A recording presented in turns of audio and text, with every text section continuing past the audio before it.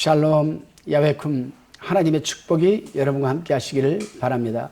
오늘은 잠언서 24장 1절로 34절의 말씀을 가지고 묵상한 것을 서로 나누어 봅니다. 여러분, 세상을 살아가다 보면 이해할 수 없는 일들이 참 비일비재합니다. 그 가운데 하나가 바로 악하고 못된 사람들이 부자가 되고 풍족하게 잘 살아가고 있다는 겁니다. 하나님은 믿는 자들에게 선하고 의롭게 살아가고 가르치고 있으며 또 그렇게 살아야 복을 받는다고 하는데도 말입니다. 이 말씀을 우리가 한번 머리에 담아두고 본문 1절 2절을 우리가 봉독해 봅니다. 1절에 너는 악인의 형통을 부러워하지 말며 그와 함께 있기도 원하지 말지어다. 2절에 그들의 마음은 강포를 품고 그 입술은 잔해를 말함이니라, 이렇게 얘기하고 있습니다. 여기에서 부러워하다라는 말은 그 상대의 인품이나 성품이나 인격보다는 가진 바 소유, 번영 등을 질투하는 상태를 말하는 것입니다. 그렇습니다, 여러분. 참 지혜, 즉 예수를 따르는 사람은 상대의 물질적인 형통이나 번영을 부러워하거나 질투하지 않습니다. 저는 오래전에 미국에 집회를 갔다가 재력도 있고 인격도 있고 아주 훌륭한 장로님을 만난 적이 있습니다. 그 당시 집회를 하는 기간 동안 그 장로님의 집에서 유하면서 참으로 배울 것이 많았습니다. 아, 저분은, 저 장로님은 참 잘 살 수밖에 없구나, 그런 깨달음을 종종 가졌습니다. 나는 그분이 살고 계시는 이 대저택과 집안의 인테리어를 보고 입이 다물어지지 않았습니다만 그분의 인격과 성품에 큰 감동을 받았습니다. 그렇습니다. 진정한 형통은 인격과 성품, 그리고 여러분 부함이라고 생각합니다. 즉 영통과 육통, 이 두 가지를 다 갖추어야 진정한 형통이 아니겠습니까? 본문 3절로 5절의 말씀입니다. 여기서 말씀하는 지혜가 있죠. 3절 본문에 보면 집은 지혜로 말미암아 건축되고 이렇게 라고 있습니다. 곧 하나님의 말씀을 의미하는 겁니다. 지혜. 여기서 말하는 지혜, 곧 하나님의 말씀을 의미하고 또 하나님을 경외하는 믿음을 의미하고 나아가서는 그리스도를 상징하기도 합니다. 특히 집이란 말씀은 어느 한 개인의 가옥이나 한 가정만을 의미하는 것은 아닙니다. 예수님께서는 사람이 한평생 생활을 가옥 건축으로 비유하기도 하셨습니다. 그렇습니다, 여러분. 주님의 말씀대로, 그리스도의 말씀대로 행하면 사는 그런 것이 바로 반석 위에 집을 짓는 그 지혜로운 것 아니겠습니까? 세상 사람들은 마키아벨리즘식으로 썩어 없어질 세상 물질을 모아 누리고 살지만 우리 하나님의 사람들은 썩어 없어질 물질을 모으기보다는 그리스도의 인격과 성품을 닮아가는데 한평생을 우리는 살아가야 할 겁니다. 왜냐하면 수명을 다하거나 병들어 죽게 되면 그 후에는 영원한 삶, 즉 영생을 살기 위한 심판이 있기 때문이라고 제가 이미 말씀을 드렸습니다. 다시금 본문 6절로 16절까지 내용을 살펴봅니다. 12절에 보게 되면은 내가 말하기를 나는 그것을 알지 못하였노라 할지라도 마음을 저울질하시는 이가 어찌 통찰하지 못하시겠으며 내 영혼을 지키시는 자가 어찌 알지 못하겠느냐. 그가 각 사람이 행위대로 보응하시리라, 이렇게 말하고 있습니다. 하나님은 각 사람이 행한 대로 보응하시는 분이십니다. 지혜자는 이 땅에 살면서 선행을 하고 의롭게 살아가야 한다는 그런 뜻입니다. 그렇습니다, 여러분. 우리가 진정 하나님의 은혜로 살아가는 성도라면 기왕이면 다른 사람이 영혼을 살리는 운동을 하면서 살아가야지 영혼을 죽이는 운동을 하면서 살아가서는 결코 안 되는 것입니다. 그래야 진정한 강한 자요 장래의 소망이 있다라고 5절에서 말해주고 있습니다. 다시 14절에 보게 되면은 지혜가 내 영혼에게 이와 같은 줄을 알라. 이것을 얻으면 정령이 내 장래가 있겠고 내 소망이 끊어지지 아니하리라, 이렇게 말씀하고 있습니다. 하나님의 사람들은 무엇보다도 지혜와 지식을 얻어야 합니다. 지혜와 지식. 지혜는 하나님 예수 그리스도를 의미하죠. 지식은 그 예수 그리스도로 나오는 말씀을 의미합니다. 즉 하나님의 말씀.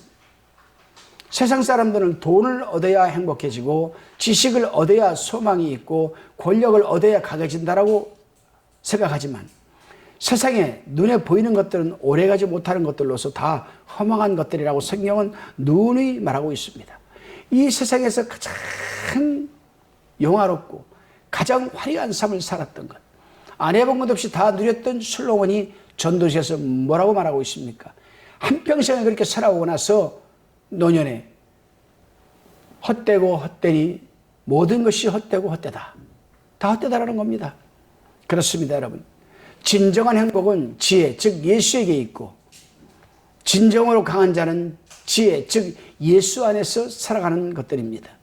또 그런 사람들입니다. 이들이야말로 진정으로 행복하고 소망이 있고 강한 사람들인 겁니다.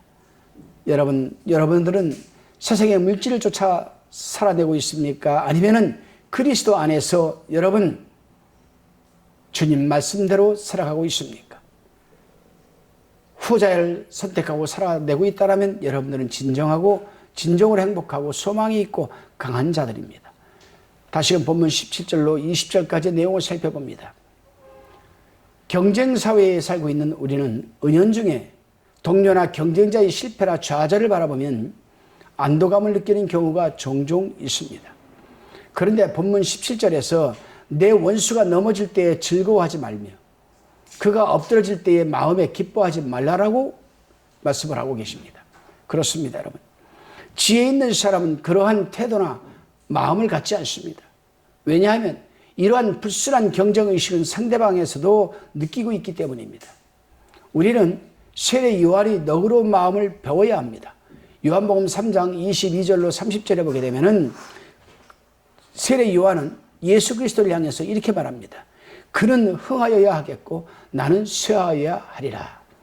이 같은 세례 요한의 어떤 그 명언은 치열한 생존 경쟁 시대에 두고두고 큰 교훈이 여러분 되는 말씀이기도 합니다. 다시금 본문 21절로 22절입니다. 사람은 태어나는 순간부터 자신보다 강하거나 지혜로운 자들, 그런 사람들을 의지하는 그 마음을 갖고 태어납니다. 태어나서 선악을 분별하기까지 부모를 의지합니다. 선생을 의지합니다. 배우자를 의지합니다. 친구를 의지합니다. 그런데 21절 상반절을 보게 되면은 내 아들아 여호와와 왕을 경외하고 이렇게 얘기를 합니다. 인생이 경외하고 의지할 두 대상을 지금 말하고 있습니다. 먼저는 하나님이시오, 다음은 왕이라고 말합니다. 그렇습니다. 하지만 하나님을 경외하고 의지하는 것은 절대적이지만 왕을 섬기고 의지하는 것은 절대적이 아닌 것입니다. 그 왕이 하나님의 뜻에 따라 선정을 베풀 때에 의지하고 따라가는 것 아니겠습니까? 다시금 21절 하반절에서는 반역자로 더불어 사귀지 말고라고 합니다. 옛말에 탕방에 흰옷을 입고 들어갈 자유는 있지만 나올 때는 처음처럼 깨끗한 흰옷을 입고 나오기는 어렵다라는 말이 있습니다. 그렇습니다, 여러분. 사람의 본성은 옛날부터 반항하고 지도자에 대하여 반역하는 기질이 있어 왔습니다. 창세기 2장 16절로 3장 8절까지를 한번 읽어보시기 바랍니다. 그런데 우리는 민수기 16장 1절과 사무엘하 15장 13절을 읽어보면 문제는 꼭 반역하는 무리에게 동조하고 있고 거기에 쏠리는 사람들이 있고 따르는 무리가 있다는 겁니다. 이러한 자들에게 22절에서는 대저 그들의 재앙은 속히 이 말이니 이 두 자의 멸망을 누가 알랴 이렇게 말하고 있습니다. 왜냐하면 의와 불법이 함께하지 못하며 빛이 어둠과 사귈 수 없기 때문이 아니겠습니까? 오늘날도 하루도 여러분 살아내시면서 절대로 여러분 어둠과 함께 동행하지 마시기를 부탁드립니다. 다시금 본문 23절로 27절까지의 말씀을 한번 살펴봅니다. 23절에 이것도 지혜로운 자의 말씀이라 재판할 때에 낯을 보아주는 것이 옳지 못하니라 이렇게 말하고 있습니다. 유전무죄 무전유죄란 참으로 웃지 못할 마음 아픈 현실적인 여러분 말이 있습니다. 사람은 언제나 팔은 안으로 굽기 마련입니다. 그래서 어떤 경우에 어떠한 사건을 처리함에 있어서 그 사건 자체를 보기보다는 사람의 낯을 먼저 보아주기 쉽습니다. 제가 지난주에 광주에서 세미나를 했습니다. 치유 세미나를 오전에 하고 오후에는 집회를 인도했습니다. 그런데 그 집회 마지막 날인가요? 둘째 날인가 마지막 날에 옆판사 한 분이 집사님이신데 참석을 하셨습니다. 근데 그 담임 목사 말을 들으니까 하는 말이, 우리 집사님은 요즘 코인 때문에 머리가 아파 죽겠다고 합니다. 코인 사건으로 인해서 사건이 굉장히 많이 지금 들어오고 있다는 겁니다. 그거를 판결하는데 머리가 보통 아픈 게 아니라는 얘기를 합니다. 그럼에도 불구하고 여러분, 그 여판사님이, 집사님이 예배 드리는 걸 보니까 참 이쁘게 예배를 드리시더라고요. 그래서 저는 우리 저 집사님 같으면은 정말 지혜롭게 재판을 잘할 것 같다.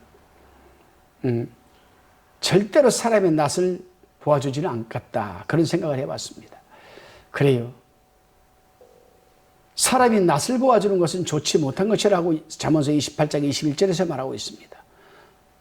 또 여러분 레위기서 19장 15절을 보게 되면은 재판할 때 가난한 자의 편을 들어주는 것도 좋지 못한 것이고, 세력 있는 자라고 해서 두어서도 안 된다라고 성경은 가르쳐주고 있습니다. 그렇기 때문에 요한복음 7장 24절에서 뭐라고 합니까? 외모로 판단하지 말고 공의 판단으로 판단하라, 이렇게 예수님께서 말씀해 주셨습니다. 다시금 본문 28절로 34절까지의 내용입니다. 계속해서 재판에 관계된 교훈을 지금 하고 있습니다. 28절에 너는 까닭 없이 내 이웃을 쳐서 죄인이 되지 말며 내 입술로 속이지 말지니라 라고 말씀하고 계십니다. 오늘날 돈을 받고 남을 억울하게 하는 이 허위 증인들도 얼마든지 있음을 종종 보게 됩니다. 자기와 아무런 관계도 없는 일에 거짓 증인을 세워서 상대방의 치명상을 입힌 행위는 하나님께서 용납하지 않으신다라고 여러분 잠언서 19장 5절에서 경고하고 있습니다. 본문 29절에서는 행한 대로 갚지 말라고 또 말씀하십니다. 왜냐하면 원수가 없는 것이 하나님께 있기 때문입니다. 로마서 12장 9절에 나와 있습니다. 또 누가복음 6장 35절에 보게 되면 원수까지라도 사랑하기 때문이라고 말하고 있습니다. 여러분, 오늘 하루도 살아내시면서 여러분, 공의와 정직과 진실된 삶을 통해서 하늘의 큰 상급이 쌓아지고 하나님을 기뻐하게 하시는 하루를 살아내시기를 바랍니다. 기도드리십니다. 주님, 악한 사람이 풍족하게 살아가는 모습을 부러워하지 말게 하옵소서. 오직 주님의 성품과 인격을 닮아가게 하여 주시고 영혼이 잘 되어야 범수가 잘 되는 진리를 잊지 말고 살아가게 하여 주옵소서. 이웃과의 관계에 있어서도 이웃의 영혼을 살리는 자가 되게 하여 주시고 죽이는 자가 되지 말게 하옵소서. 감사드리오며 예수님의 이름으로 기도드리옵나이다. 아멘.